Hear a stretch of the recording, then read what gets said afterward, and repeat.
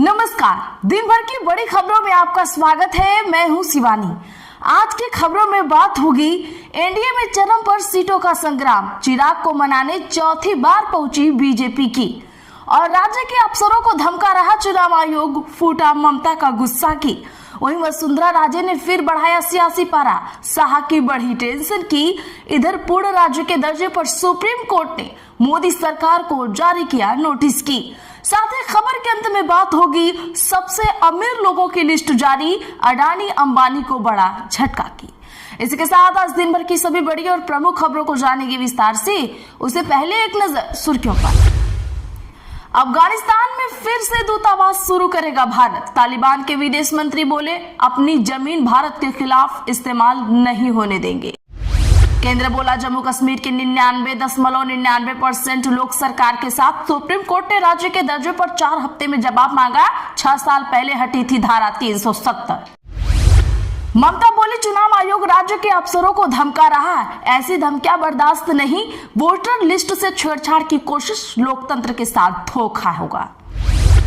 हमारा मुख्यमंत्री कैसा होगा, वसुंधरा राजे जैसा हो। पूर्व सीएम बोली, जैसा की जगह जैसी बोलो। सियासी गलियारों में चर्चा हुई शुरू। देश की सबसे अमीर महिला बनी सावित्री जिंदल। फोर्ब्स से इंडिया की सूची जारी। अंबानी अडानी को तगड़ा झटका, अब शतक लगाकर ही मानेंगे। डोनाल्ड ट्रंप के भारत और पाकिस्तान तनाव को खत्म करने के दावे पर कांग्रेस का आया तंज। अखिलेश और डिंपल समेत पूरा कुनबा सैफई में एक साथ टेंट पर चढ़कर बैठ गए सपाई। अखिलेश के बगल में बैठे सांसद सुमन। नित्यानंद राय 24 घंटे में 4 बार पहुंचे। चिराग पासवान के आवास पर एनडीए में सीटों का संग्राम चरम पर जारी। नवजोत सिंह सिद्धू अचानक प्रियंका गांधी से मिले। पत्नी चुनाव लड़ने का ऐलान कर चुकी। पंजाब कांग्रेस में हलचल तेज। सीएम मान बोले, ऑल द बेस्ट। बिहार चुनाव के लिए कांग्रेस की पहली लिस्ट तैयार। 13 नामों पर लगी मुहर। कुटुंबा से राजेश राम, बछवाड़ा से यूथ कांग्रेस प्रदेश अध्यक्ष को मिला टिकट। त्योहारों में पाक से आए 17 hand grenade, 3 IED, RDX. Intelligence की रिपोर्ट, ऑपरेशन सिंदूर के बाद माहौल खराब करने की कोशिश, बढ़ाई गई सुरक्षा। महाराष्ट्र में मराठा समाज को ओबीसी में शामिल किया होता तो आज आरक्षण विवाद पर विखे पाटिल का शरद पवार पर तंज। योगी बोले, रवि किशन विदेशी घड़ी पहनते हैं, बात स्वदेशी की करते हैं। गोरखपुर में मंत्री ने कहा, इनकी दुकान नाच रही। दिल्ली एनसीआर में पटाखा बैन। राज्य बोले, बच्चों को दिवाली मनाने दो।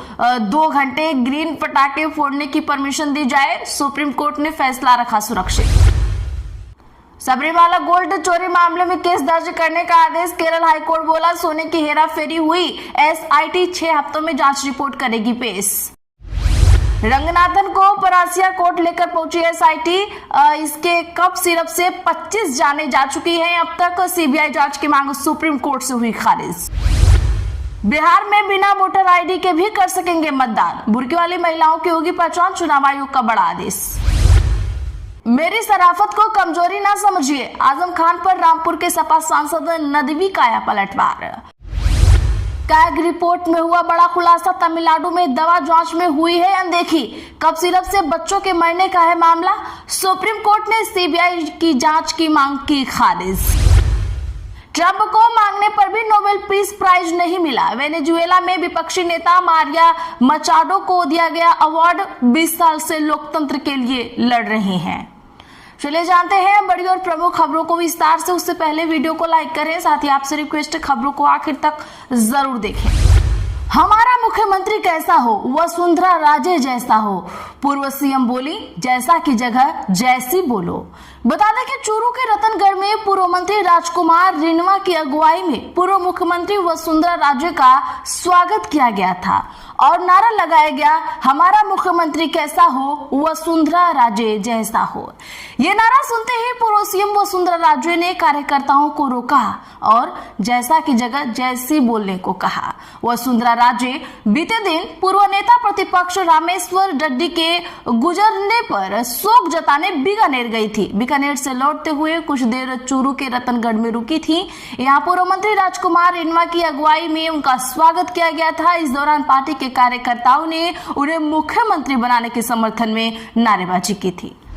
ममता बनर्जी बोले, चुनाव आयोग राज्य के अफसरों को धमका रहा, ऐसी धमकियां बर्दाश्त नहीं। वोटर लिस्ट से छेड़छाड़ की कोशिश लोकतंत्र के साथ धोखा होगा।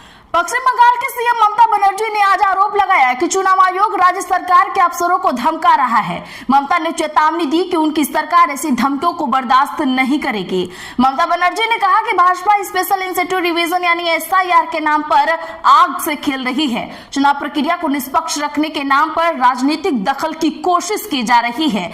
वोटर लिस्ट से छेड़छाड़ की कोई भी कोशिश लोकतंत्र के साथ धोखा होगा। बता दें कि पश्चिम बंगाल सचिवालय में प्रेस कॉन्फ्रेंस के दौरान ममता बनर्जी ने कहा, चुनाव आयोग के अधिकारी राज्य का दौरा करके सरकारी अधिकारियों को कैसे बुला सकते हैं, जबकि चुनाव की तारीखों का ऐलान भी नहीं हुआ है। पश्चिम बंगाल के मुख्य निर्वाचन अधिकारी मनोज अग्रवाल को लेकर ममता ने दावा किया कि वे राज्य में एसआईआर प्रक्रिया की देखरेख कर रहे हैं, जबकि उन पर आरोप है और वह भ्रष्ट अफसरों की नियुक्ति कर रहे हैं। केंद्रीय मंत्री शांतनु ठाकुर ने कहा था कि बंगाल में एसआईआर के बाद 1.5 करोड़ वोटर्स को हटा दिया जाएगा। इस पर ममता ने कहा कि प्रक्रिया शुरू होने से पहले ही ऐसा बयान कैसे दिया जा सकता है। बनर्जी ने कहा कि इस तरह की टिप्पणियों से उनका यह संदेह और भी पुख्ता होता है कि एसआईआर राजनीति से प्रेरित है। ममता की यह टिप्पणी पश्चिम बंगाल में एसआईआर को लेकर बढ़ते राजनीतिक तनाव के बीच आई है। नित्यानंद राय 24 घंटे में 4 बार पहुंचे चिराग पासवान के आवास पर। एनडीए में सीटों का संग्राम चरम पर। जहां बिहार विधानसभा चुनाव 2025 की घोषणा के बाद से ही राज्य की सियासत और भी गर्म हो गई है। एनडीए और महागठबंधन दोनों ही गठबंधनों में हर वक्त सीट बंटवारे और उम्मीदवारों के नामों को लेकर राजनीति तेज है। एनडीए के लिए इस बार सबसे बड़ी चुनौती लोजपा प्रमुख और केंद्रीय मंत्री चिराग पासवान बन गए हैं। सूत्रों के मुताबिक चिराग पासवान बिहार में लगभग 30 से 35 सीटों पर दावा कर रहे हैं, जबकि एनडीए उन्हें केवल 22 से 24 सीटें ही देने पर तैयार है। को लेकर दोनों पक्षों के बीच गतिरोध की स्थिति बनी हुई है। बता दें कि वहीं केंद्रीय गृह मंत्री नित्यानंद राय ने पिछले 24 घंटे में चिराग पासवान के सरकारी आवास पर लगातार दौरा किया। चौथी मुलाकात शुक्रवार को हुई, जब दोनों पक्षों के बीच सीटों पर एक बार फिर से सहमति बनाने की कोशिश की गई। हालांकि कई बार चिराग पासवान अपने आवास पर मौजूद नहीं थे, जिससे बातचीत में विलंब हुआ। केंद्र बोला, जम्मू कश्मीर के 99.99% लोग सरकार के साथ। सुप्रीम कोर्ट ने राज्य के दर्जे पर 4 हफ्ते में मांगा जवाब। जी हां, सुप्रीम कोर्ट ने केंद्र सरकार को जम्मू कश्मीर को दोबारा राज्य का दर्जा देने से जुड़ी याचिकाओं पर जवाब दाखिल करने के लिए 4 हफ्तों का समय दिया है। सुनवाई के दौरान सॉलिसिटर जनरल तुषार मेहता ने बताया कि इस मुद्दे पर केंद्र सरकार और जम्मू कश्मीर प्रशासन के बीच बातचीत चल रही है। उन्होंने कहा, कुछ लोग झूठी बातें फैला रहे हैं और जम्मू कश्मीर की भयावह तस्वीर पेश कर रहे हैं। राज्य के हालात सामान्य हैं, विकास हो रहा है और 99.99% लोग सरकार के साथ खड़े हैं। मेहता ने कोर्ट को बताया कि इस मामले में कई बातें हैं जिन पर विचार करने की जरूरत है। वहीं इससे पहले 14 अगस्त को ही सुनवाई में कोर्ट ने इस मुद्दे पर केंद्र सरकार से 8 हफ्तों के अंदर लिखित जवाब मांगा था। अमेरिका के राष्ट्रपति डोनाल्ड ट्रंप भारत और पाकिस्तान के हालिया तनाव को खत्म कराने का 50 से ज्यादा बार दावा कर चुके हैं, जैसा कि आपको ये पता है। लेकिन ये अलग बात है कि भारत ने हमेशा से ही उनके दावे को निराधार बताया है। अब इसमें यह भी कोई दो राय नहीं है कि ट्रंप ने जब जब भी ऐसा दावा किया है, भारत में राजनीतिक गर्माहट तेज हो गई है। कारण है कि कांग्रेस ने हमेशा से ही ट्रंप के इन दावों को लेकर प्रधानमंत्री नरेंद्र मोदी और ट्रंप पर निशाना साधा है। बिहार चुनाव के लिए कांग्रेस की पहली लिस्ट तैयार, 13 नामों पर लगी मुहर, कुटुंबा से राजेश राम। बिहार चुनाव को लेकर कांग्रेस पार्टी ने अपनी तैयारियां तेज कर दी हैं। बिहार चुनाव में पहले चरण की सीटों पर आज से नामांकन भी शुरू हो चुका है। महागठबंधन में सीट बंटवारे के फंसे पेच के बीच कांग्रेस पार्टी की पहली लिस्ट तैयार हो गई है। सूत्रों की माने तो ये नाम फाइनल है, बस ऐलान बाकी है। इस पहली सूची में शामिल 13 संभावित नाम भी सामने आ गए हैं। बिहार कांग्रेस के प्रदेश अध्यक्ष राजेश राम अपनी सिटिंग सीट कुटुंबा से चुनाव लड़ेंगे। वहीं कांग्रेस विधायक दल के नेता शकील अहमद खान भी अपनी सिटिंग सीट कदवा से फिर से चुनाव मैदान में उतरने वाले हैं। इसके अलावा किशनगंज से इजहारुल हुसैन, मनिहारी से मनोहर प्रसाद सिंह, मुजफ्फरपुर से विजेंद्र चौधरी, करहगर से संतोष मिश्रा, औरंगाबाद से आनंद शंकर सिंह को पार्टी टिकट देगी। ये सभी अभी सिटिंग एमएलए हैं। इसके अलावा बेगूसराय से अमित भूषण, बछवाड़ा से बिहार यूथ कांग्रेस के प्रदेश अध्यक्ष शिव प्रकाश गरीबदास, रीगा से अमित कुमार दुन्ना, रोसड़ा से बीके रवि, वारिसलीगंज से सतीश कुमार और चेनारी से मंगल राम को टिकट मिलेगा। फोर्ब्स इंडिया की सूची जारी, अडानी अंबानी को लगा तगड़ा झटका। बता दें कि फोर्ब्स इंडिया की रिच लिस्ट 2025 में हरियाणा के हिसार की विधायक और ओपी जिंदल समूह की प्रमुख सावित्री जिंदल भारत की सबसे अमीर महिला बन गई हैं। 39.6 बिलियन डॉलर की कुल संपत्ति के साथ उन्होंने मुकेश अंबानी और गौतम अडानी के बाद भारत के सबसे धनी लोगों में तीसरा स्थान हासिल कर लिया है। आपको बता दें कि आज ही यह लिस्ट जारी हुई है। अब दुनिया के सबसे अमीर लोगों में सावित्री जिंदल शामिल हो गई हैं। वहीं भारत के 100 सबसे अमीर लोगों की नेटवर्थ 9% गिरकर $1 ट्रिलियन यानी करीब 88 लाख करोड़ रुपए रह गई है। आज के लिए बस इतना ही। ऐसी ही खबरों के लिए चैनल सब्सक्राइब जरूर कर लें और बगल में घंटे के निशान को दबाना ना भूलें। वीडियो को लाइक शेयर जरूर करें।